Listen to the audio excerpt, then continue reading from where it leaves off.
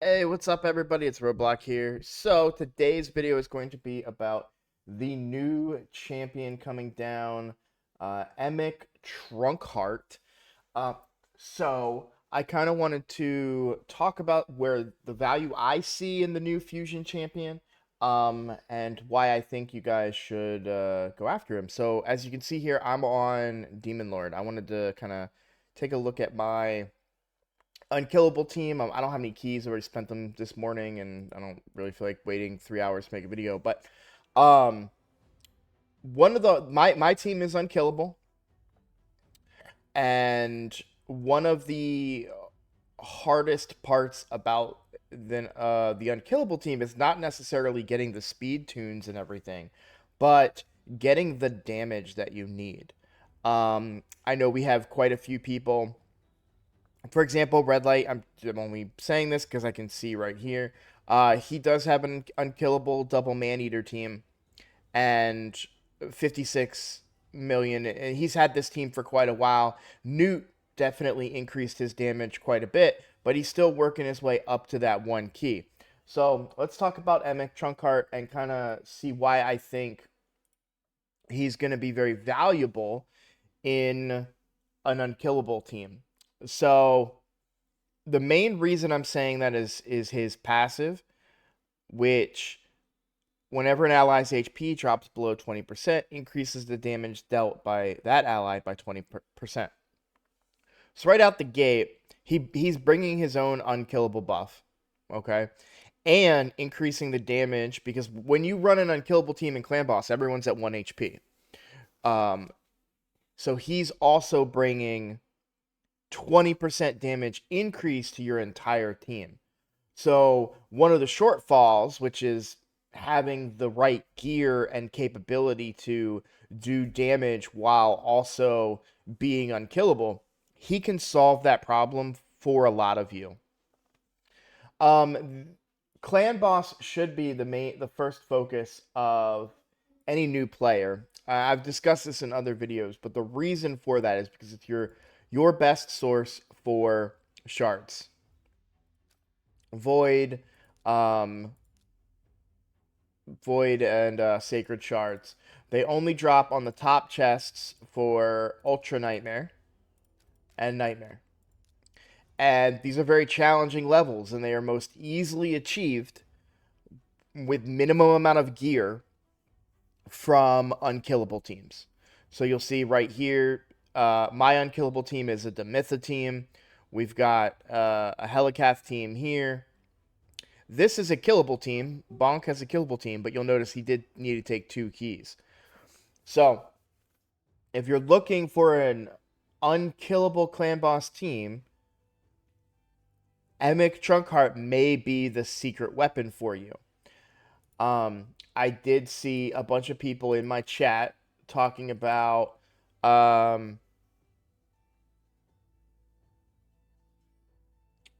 not having the resources and stuff. I'm not saying that he's going to be alone as unkillable. You are going to need to bring a cleanser still, in order to take the stun off. And you'll probably need some kind of cooldown reduction because it's only going to be a 4-turn cooldown. I can't imagine a scenario where you're going to have him taking like the speed requirements to have him go 4 times. Well, no, because it's a 2-turn cooldown, or it's on for 2 turns. So there's definitely some ways to make it work. I know that someone out there is going to find a way to make it work. Probably Deadwood Jedi will be on his website. So I know that he's going to be great in an unkillable team. You do have to worry about stun, of course, but you have to worry about stun in any unkillable team. If my Demitha or my Eris gets stunned on my team, it just fails. Um, and so that's yeah, you can't he won't be just by himself unkillable. You'll definitely need to find a way to counteract the stun, whether it's a block buffs or a cleanse. Like I have Eris on my team for a cleanse. So basically the way that my team works, uh Demytha shields right before the boss attacks, and then right after the boss attacks, my Eris goes, and Eris cleanses the team of one debuff per person. So she'll cleanse the stun off of the team, or off of the team member that got stunned, and then we just continue on going. So as long as she doesn't get stunned, my team is fine. When she gets stunned, it fails. It fails like 1 in 100 at this point because I've done a lot of mastery changes and buff changes to try and make this team 100%. All right, so that's where I think he'll be useful. Elsewhere, I think he'll be useful on other bosses like in Doom Tower. Obviously, we just started a new Doom Tower, but I could see him being extremely useful in I want to say Scarab because of the shield extension.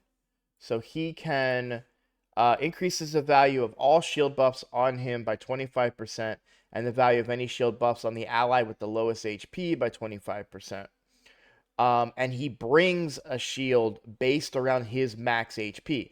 Now, we don't know much about his stats yet, but generally speaking, shields that are based around max HP or defense are very strong shields. My strongest shield bringer is Valkyrie.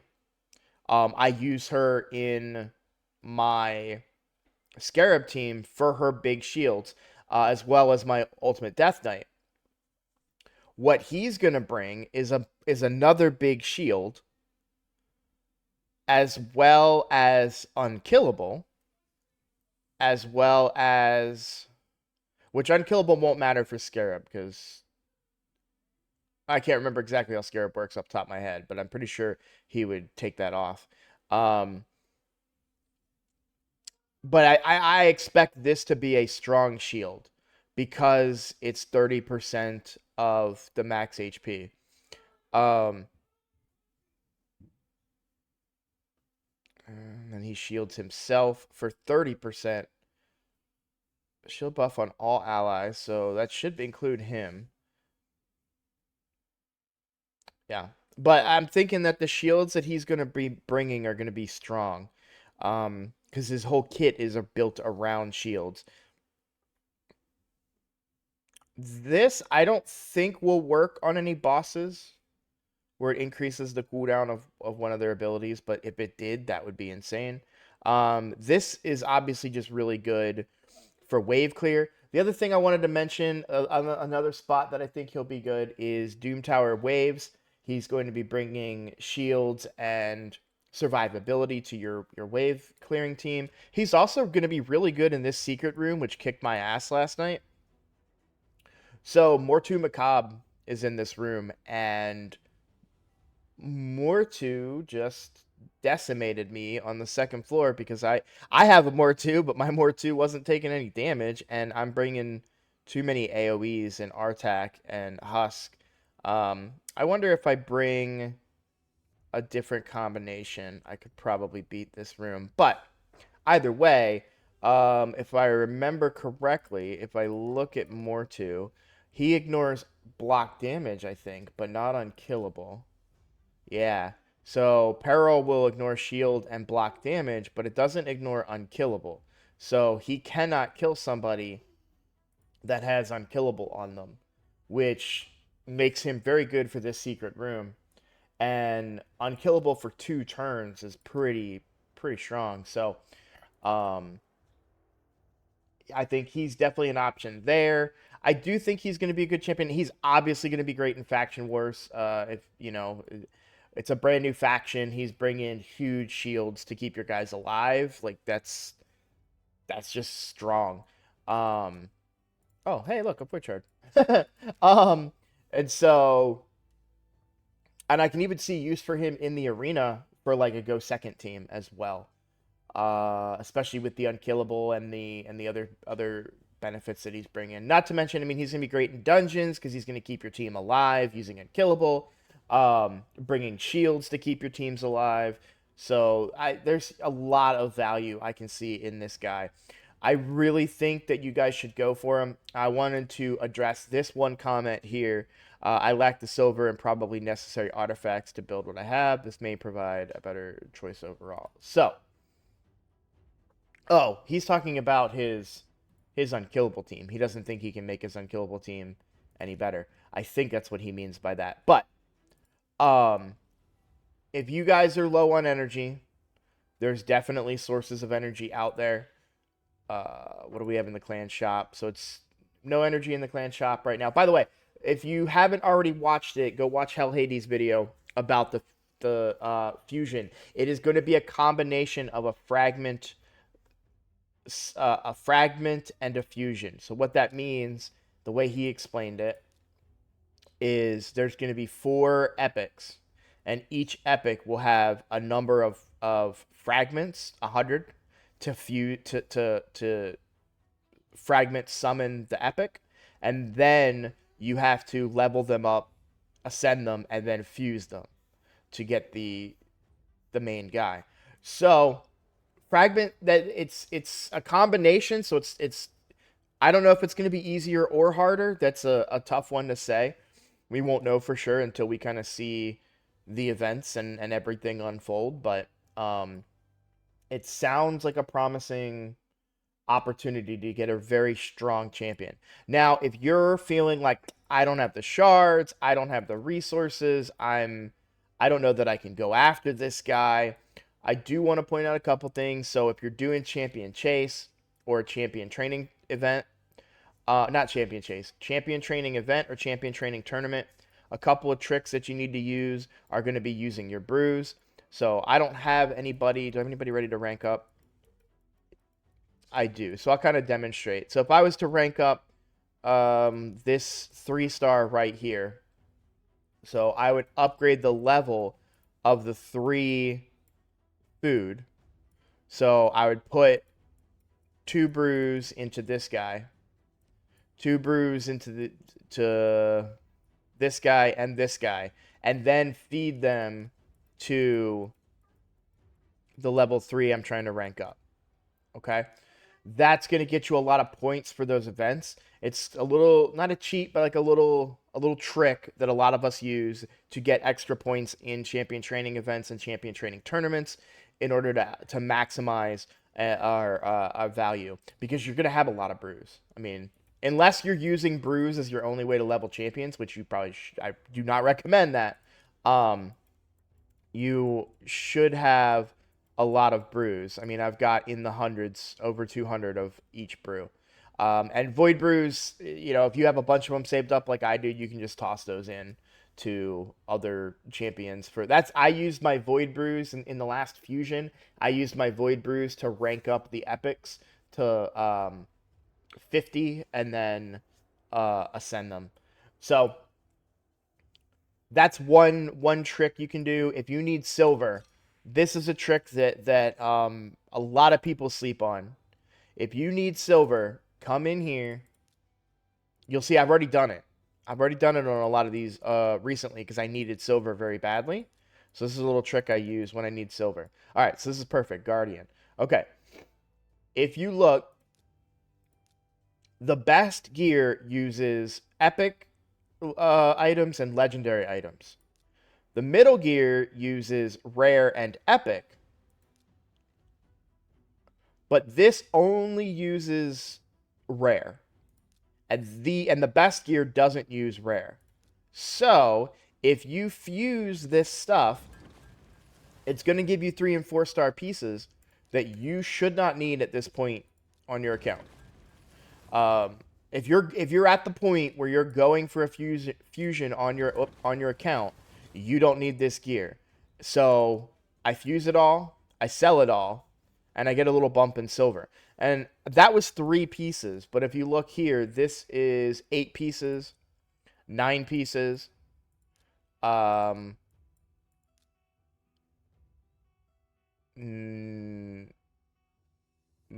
pieces, right? Let me make sure my math's right. Skip all this. Sell. Sell. So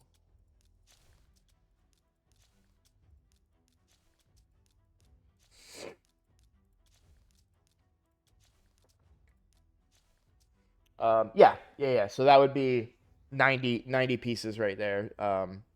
My math is I always doubt myself when it comes to math. But um when you go through and you fuse all those lower level ones and you're only using the rare materials, which means you can still fuse the 5 to 6 stars, which is what you want to be fusing, or not fusing, crafting. It's a huge influx of silver. I usually tend to do this during a clan v clan because you get points for it, but if you need silver, that's a great place to get silver. As far as energy goes, I have a little bit of a stockpile of energy right now. Now, I am a spender. I'm not a whale or anything, but I did spend recently because I wanted to book up my Newt. I was using him in Hydra and getting my butt kicked, and I was like, all right, I'm done. Like, I need to book him out. So I had to buy a couple books to get him built up. And with it came a whole bunch of energy. So I'm not worried about energy for the upcoming event. However, if you do need energy, you come down here to the bazaar. You can get energy right here. So it's 1,000 of the materials. It is on a 1 week cooldown, but it's 300 energy right there. Same with silver. The silver is on a 24-hour. It's only 50,000 silver. That may not be something that's worth it to you, but that is a pretty good spot. I'm not going to say anything about being in silver because, quite frankly, silver is very hard to reach. Refresh or cleansing, yeah. And so this stuff may not be anything that you're able to achieve. Where else? Obviously, we talked about the clan shop. So clan shop, silver. You know, this is 3 million silver right here. Sometimes there's energy down here. This will reset in a week, which is probably when the event will go live. So you may have access to energy that way. Obviously, gems will generate energy for you. This is a champion that's worth spending some gems on. So pretty much everything there that I can think of. I would start saving if you're not someone that has a big stockpile. I would start saving. As far as your summon rushes and events like that, I don't know how this event is going to look. I don't know if we're going to be able to actually skip anything, like skipping a summon rush or skipping any of those kind of... What's the other one? It's the summon rush and then champion chase. We may not be able to skip any of those. I try to skip the summon rushes if I can because I don't like pulling during non-2x events. Just make sure you guys are getting your clan boss in. All 3 of these sacreds right here, because we just went through 2x sacreds. All 3 of these sacreds are from clan boss. So definitely going to have... if you guys are able to do clan boss, this is why I tell you clan boss is so good, because that's 3 shards right there. Only, what, 2 weeks ago we had 2x sacreds? And I got a ton of champions on that too. We look at my guardian ring, you'll see I got a bunch of legendaries that are all being leveled up from recent events. Anyways, that's the video, guys. Thank you for watching. I hope this kind of gives you an idea of why I think he's going to be good and gives you an idea of why I think you should build him. As always, if you have any questions, post them in the comments. Post them in Discord. If you're posting in Discord, at me in Discord, because I don't always have time to go through. We have quite an active Discord, and sometimes it's pretty deep, and I don't have time to scroll all the way up through and look for questions and comments. So please, at me in any comments. I will read them as soon as I get a chance. But again, thank you for watching. I'll catch you in the next video.